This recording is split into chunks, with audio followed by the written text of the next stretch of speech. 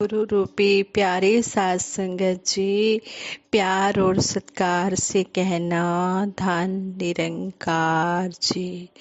मन के वचन गुरु दे जीवन सवार लइए, तकिए ना दूजियां वल खुद नू सुधार लइए।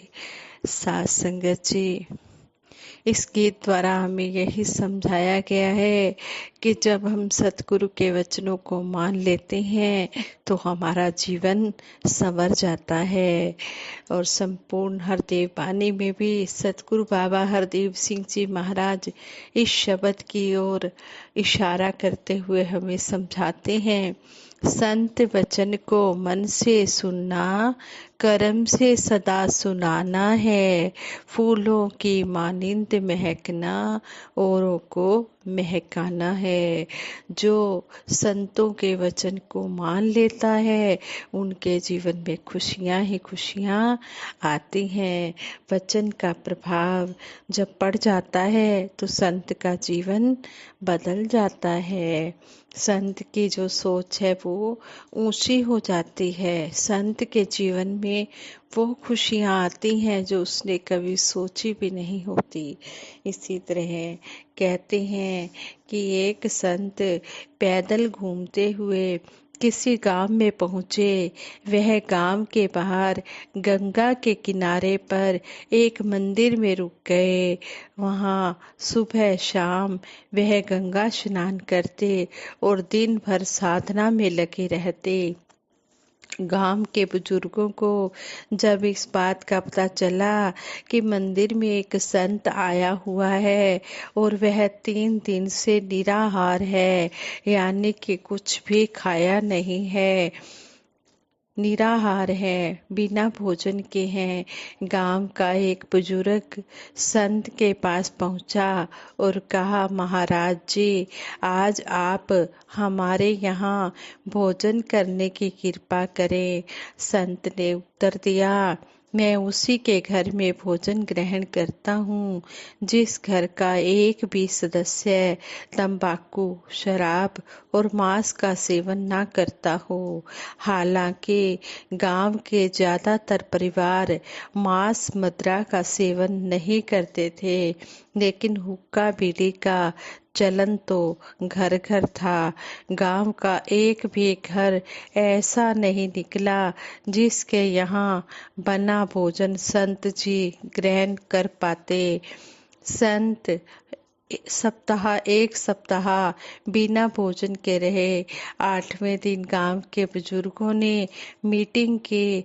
उनके मुखिया ने कहा कि कितने दुर्भाग्य की बात है कि हमारे गांव में एक भी घर ऐसा नहीं है जिसका एक भी सदस्य नशा ना करता हो। कितनी शर्म की बात है कि एक संत कई दिनों से भूखा है। इसके बाद एक एक करके कुछ बुजुर्ग उठे और उन्होंने संकल्प लिया कि आज से वे हुक्का बीड़ी नहीं पिएंगे। कुछ ने शराब और मांस छोड़ने का भी संकल्प लिया। उसी दिन शाम को कुछ लोग संत जी के पास पहुँचे। इन सभी ने हाथ में गंगा जल लेकर मांस, मदिरा और तंबाकू का सेवन ना करने की कसम खाई। तब संत ने आशीर्वाद देते हुए एक घर की भिक्षा ग्रहण की। इस प्रकार संत के वचन के प्रभाव से लाखों लोगों को बुराइयों से मुक्ति मिल गई। साध संगत जी, जब इंसान सतगुरु के वचनों पर अमल करता है तो उसके मन से बुरे विचार निकल जाते हैं और अच्छे विचार घर कर जाते हैं। गुरुमत क्या है? सतगुरु की मत ही सबसे उत्तम है। इसी को ही गुरुमत कहते हैं। जैसे तपती धूप में किसी पेड़ का सहारा लेते हैं तो हमें आराम महसूस होता है। इसी तरह जब हम अपने जीवन में उलझ जाते हैं तो गुरुमत का सहारा मिल जाए तो आराम मिल जाता है। जैसे कोई छत गिरने वाली हो और उसके नीचे पिलर खड़ा कर दिया जाए तो उस छत को गिरने से बचाया जा सकता है। इसी तरह गुरुमत का सहारा हमें कभी डावाडोल नहीं होने देता। संपूर्ण अवतार बानी में भी युग पुरुष शहंशाह बाबा अवतार सिंह जी महाराज ने ऐसे समझाया है कि ज्यों एक खंबा अपने सिर ते ਛੱਤ ਦਾ ਬੋਝ ਉਠਾਉਂਦਾ ਏ ਤਿਉਂ ਬੰਦੇ ਦਾ ਮਨ ਗੁਰੂ ਪਾਸੋਂ ਕੁੱਲ सहारे पांदा है। कि जिस तरह एक खंबा अपने सिर पर छत का बोझ उठाता है, इसी तरह इंसान का मन भी गुरु का सहारा जब ले लेता है तो फिर उसे किसी और सहारे की जरूरत ही नहीं पड़ती है। आज भी सतगुरु कहते हैं कि शुभ कर्म करना, किसी के कठिन समय में उनके काम आना सब अच्छा है, पर ये कर्म करते हुए भी गुरुमत को आधार बनाएं। जैसे भाई कन्हैया जी श्री गुरु गोविंद सिंह जी महाराज के समय के भगत थे। वह युद्ध के समय हर घायल को पानी पिला रहे थे, हर जख्मी को पानी पिला रहे थे। तब किसी ने गुरु साहिब को शिकायत कर दी कि कन्हैया जी दुश्मनों को भी पानी पिला रहा है। गुरु साहिब ने जब उनसे पूछा, कन्हैया जी से पूछा, भाई कन्हैया जी से पूछा तो वह कहने लगे, महाराज मुझे सब में आपका ही रूप नजर आता है, दरअसल मैं आपको ही पानी पिला रहा हूँ। तभी गुरु साहिब जी ने उसे कहा, जाओ मरहम पट्टी भी ले जाओ, वे ये काम भी करते रहो। गुरुमत हमें गुरु वालों से ही प्राप्त हो सकती है जो स्वयं इस रंग बिरंगे होते हैं। वे अपने वचनों द्वारा हमें गुरुमत से जोड़ सकते हैं। जैसे डॉक्टरों में ही बैठकर दवाई व इलाज के बारे में विचारों का आदान प्रदान करते हैं, वकीलों में ही बैठकर, व्यापारी लोग व्यापारियों में ही बैठकर समय के अनुसार हालातों को देखते हुए अपनी मुश्किलों को हल करने में विचार विमर्श करते हैं। इसी तरह प्रभु भगत भी भक्तों में बैठकर रब्बी बातें करती हैं और गुरुमत पर चलते हैं। विश्वासी भक्तों के वचन हमें गुरुमत पर पक्का करते हैं। संपूर्ण अवतार बानी में फरमाया है कि ਪੱਕਿਆਂ ਦੇ ਨਾਲ ਮਿਲ ਕੇ ਬੈਠੋ, ਕੱਚਿਆਂ ਦੇ ਨਾਲ ਮਿਲੋ ਨਾ, ਲੋਕੀ ਲੱਖ ਭੁਲੇਖੇ पावन अपनी था तो हिलो ना। कि ब्रह्म ज्ञान लेने के बाद चाहे संसार हमें कितना भी डुलायमान करने की कोशिश करे, लेकिन हमने डुलायमान नहीं होना है। हमने अटूट पूर्ण विश्वास अपने सतगुरु निरंकार दातार पर रखना है। हमें पक्के संतों महापुरुषों का संग करना है जो खुद भी जुड़े हुए हैं और हमें भी जोड़ते हैं। हमें ऐसे संतों महापुरुषों के साथ बैठना है, लेकिन कच्चे संतों को छोड़ नहीं देना। उनके भी विश्वास को अटूट रखना है, बनाना है, उनको भी अपने संग जोड़ के रखना है। सतगुरु माता सुदीक्षा जी महाराज कहते हैं, ये नहीं कि हमने पक्कों के साथ तो बैठ लिया लेकिन कच्चों को छोड़ दिया, नहीं, कच्चों को भी हमने पक्का करना है। जिसका विश्वास डुलायमान होने लगे उसे जोड़ के रखना है, उसके विश्वास को अटूट बना के रखना है। जब गुरु की शिक्षा हमारे दिल में बस जाएगी, हमारे घर का वातावरण, रहन सहन, समाज में रहना अपने आप ठीक हो जाएगा। हम पूर्ण अवतार बानी में लिखा है, मत गुरु दीजे मन वसे, मन दा हनेरा दूर करे।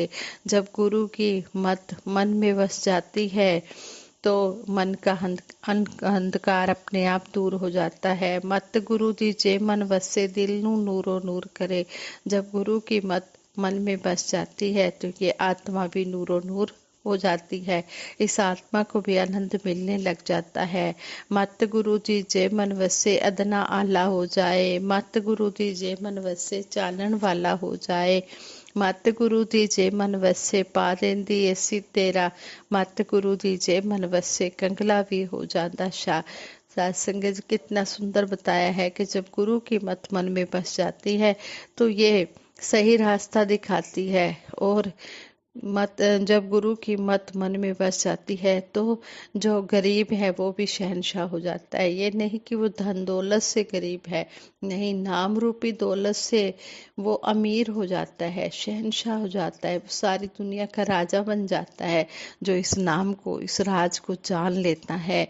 धन दौलत से कोई अमीर या गरीब यहाँ पर नहीं होता। भक्ति के रास्ते में, भक्ति के रास्ते में वही अमीर होता है जो गुरु के कहे अनुसार कर्म करता चला जाता है, जो गुरु के कहे अनुसार सेवा सिमरन सत्संग करते चला जाता है, जो इन बातों पर अमल कमाता है और भक्ति के रास्ते पर चल पड़ता है। कर्म रूप में वो सारे काम करता चला जाता है। सही मायनों में वही शाह है, वही अमीर है, वही शहंशाह है। गुरुमत हमें हमेशा अच्छा जीवन जीने की प्रेरणा देती है। सतगुरु ने भी हमें हर कदम पर अच्छा जीवन जीने की शिक्षा दी है।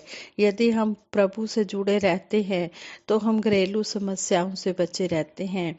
ब्रह्मलीन होने पर भी हमारे कर्मों की खुशबू चारों तरफ फैलती रहेगी। से हमारे पास से कोई फूलों का ट्रक गुजरता है तो उसकी खुशबू बाद में भी महसूस की जाती है। इसी तरह बुरा जीवन उस गंदगी के ट्रक के समान है जिसकी बदबू बहुत समय तक बाद में भी धुतकारने योग्य ही बनी रहती है। और अगर हम अच्छे संतों महापुरुषों का संग करते हैं तो फिर कहते हैं कि संतों महापुरुषों की जो महक है वो उसी तरह रहती है जिस तरह फूलों की महक बाद में भी महसूस की जाती है। एक पेपर का पीस यदि बरामदे में पड़ा हो तो बुरा लगता है, झट से उठाकर हम उसे डस्टबिन में फेंक देते हैं। दूसरी तरफ एक नोट जिस पर गवर्नर की मोहर लगी होती है वह भी कागज का टुकड़ा ही होता है, पर उसे हम संभाल कर रखते हैं। एक वो भी कागज का टुकड़ा होता है जिसे हम सर्टिफिकेट कहते हैं, उसे हम शीशे में जड़वा कर रखते हैं, लेमिनेशन करवा के रखते हैं। एक तरफ कोई लाखों रुपए का नोट होता है, वह भी बहुमूल्य होता है, उसे भी सुरक्षित रखा जाता है। ये सब पेपर्स ही तो है, ये सब कागज ही तो है, परंतु कुछ कागजों की इतनी संभाल क्यों की जाती है? क्योंकि उस पर गवर्नमेंट की मोहर लगी होती है। ठीक इसी प्रकार एक वह व्यक्ति होता है जो कर्म से गुणवान है, गुरुमत में रंगा होता है, हर समय प्रभु भक्ति उसके रोम रोम में समाई होती है। ऐसे व्यक्ति को संत मानकर उसका आदर सत्कार किया जाता है। मरने के बाद भी उनका नाम सदियों तक अमर रहता है। इतिहास के पन्नों में उसका नाम सुनहरे अक्षरों में लिखा जाता है। ऐसा जीवन उस कागज की जिंदगी की तरह होता है जिस पर गुरु की मोहर लगी होती है। गुरुमत उसकी जिंदगी में ऐसे बस जाती है जैसे नाड़ियों में लहू। गुरुमत से ही ये सारी बातें हासिल करने के साथ साथ घरेलू और पारिवारिक सुख भी साथ साथ मिल जाते हैं। प्रभु भक्ति में मन लग जाता है तब और परेशानियों से भी छुटकारा मिल जाता है। जीवन को सही रूप देने के लिए गुरु के आदेशानुसार चलना जरूरी है। घरेलू सुख, मानसिक सुख, आर्थिक सुख सारे ही सतगुरु के चरणों से मिलते हैं। इसलिए हमेशा गुरुमत को जिंदगी में ढालना चाहिए, तभी लोक व परलोक सुहेला होता है। साथ संगत जी, प्रेम से कहना, धन निरंकार जी।